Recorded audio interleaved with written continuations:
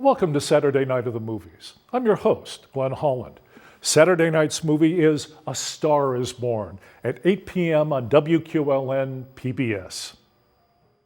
William Wellman directed from a screenplay he co-wrote with Robert Carson, with additional dialogue by Dorothy Parker and her husband Alan Campbell.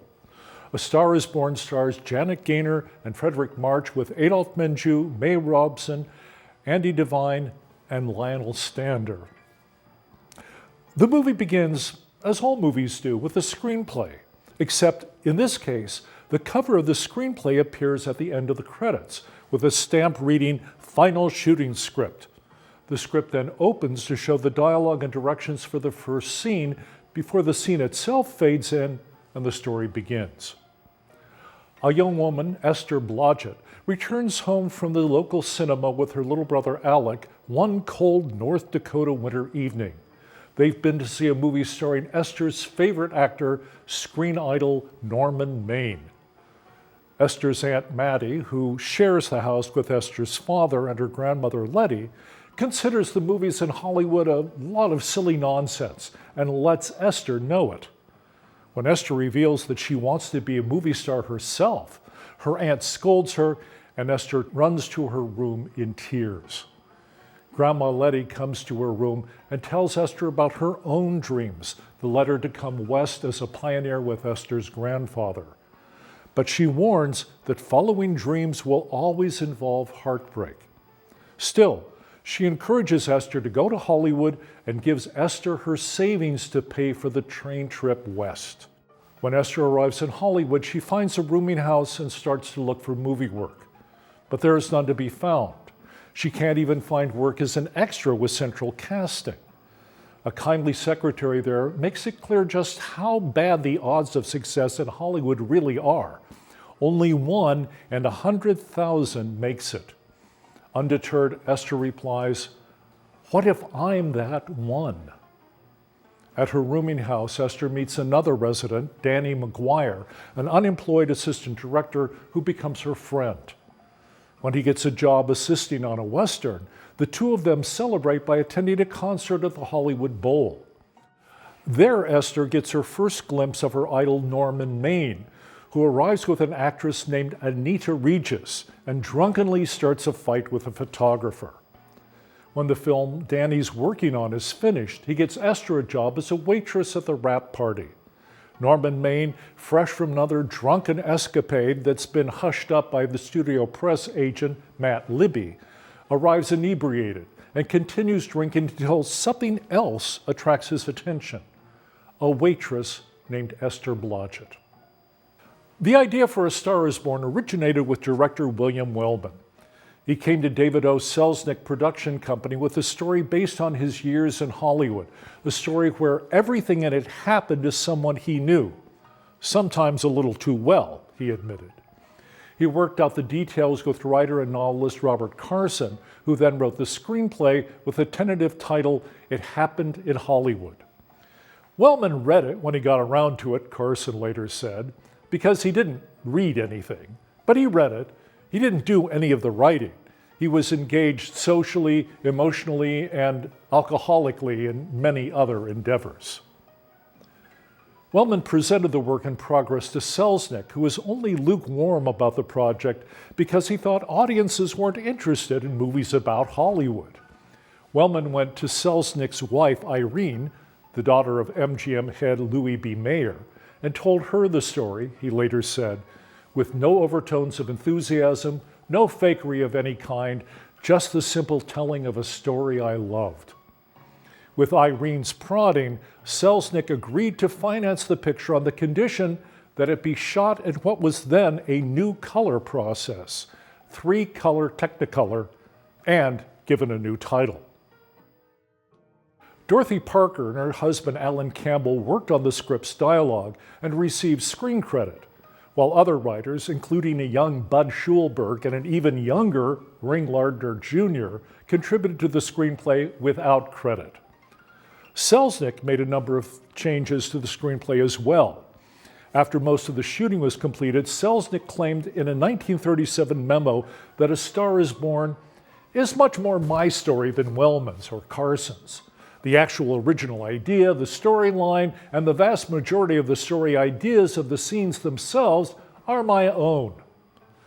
To regain control over the film's content, Wellman threatened to sue Selznick, making the threat through his agent, Myron Selznick, the producer's own brother. David O. Selznick identified two familiar but appealing Hollywood trajectories in A Star is Born.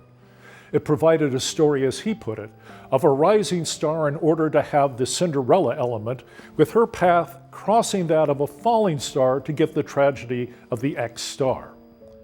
Similar elements, a faltering film career, alcoholism, suicide, had been integral to the success of an earlier film Selznick had co-produced for RKO, 1932's What Price Hollywood, starring Constance Bennett and Lowell Sherman, about a rising actress and a fading alcoholic director. Many people saw the relationship between Esther Blodgett and Norman Maine clear parallels to actress Barbara Stanwyck's first marriage to Broadway star Frank Fay. In 1928, Stanwyck, known then by her birth name, Ruby Stevens, married the man known as Broadway's favorite son, a highly popular monologist, actor, writer, singer, and comedian. Fay was also a narcissist, an obnoxious bigot, and a reckless alcoholic. When Stanwyck went to Hollywood and rose to stardom, Fay followed but failed to achieve success in movies. After 7 acrimonious years, the couple divorced in 1935. But they were far from the only Hollywood couple who found themselves in that situation, and Fay was far from the only star whose career was ruined by alcohol. John Barrymore, considered the greatest actor of his time, drank heavily, and later in life was in and out of sanitariums as alcohol destroyed his ability to memorize lines. Silent screen star John Gilbert suffered much the same fate. Another former silent movie star, John Bowers, saw his career decline due to alcohol and the advent of sound. An avid sailor, Bowers one day sailed his 16-foot boat due west, was found adrift and abandoned, and Bowers' dead body later washed up south of Malibu. Even the final line of A Star is Born had a real-life inspiration.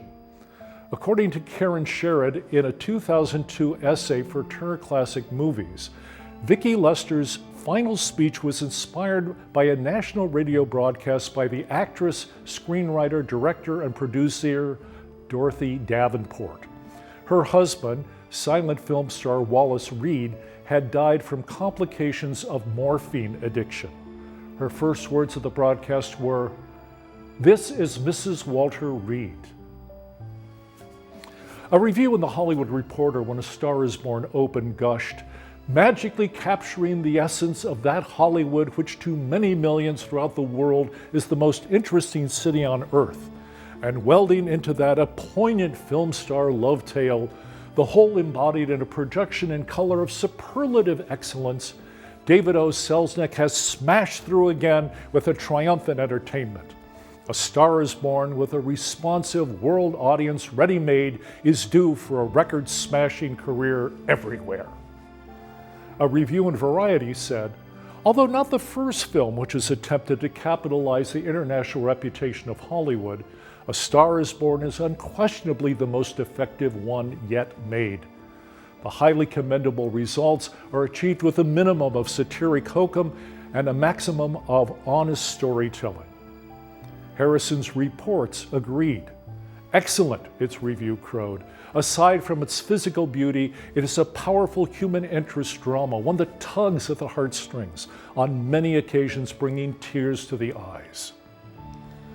A Star is Born was nominated for 6 Academy Awards, including Best Picture, Best Actor for Fredric March, Best Actress for Janet Gaynor, Best Director for William Wellman, Best Screenplay and Best Original Story for Wellman and Robert Carson, the only nomination to win an award. Cinematographer W. Howard Green received a special Academy Award for the film's Technicolor photography. The review in Variety also praised Green's work. Several scenes impress on sheer beauty and composition, it noted.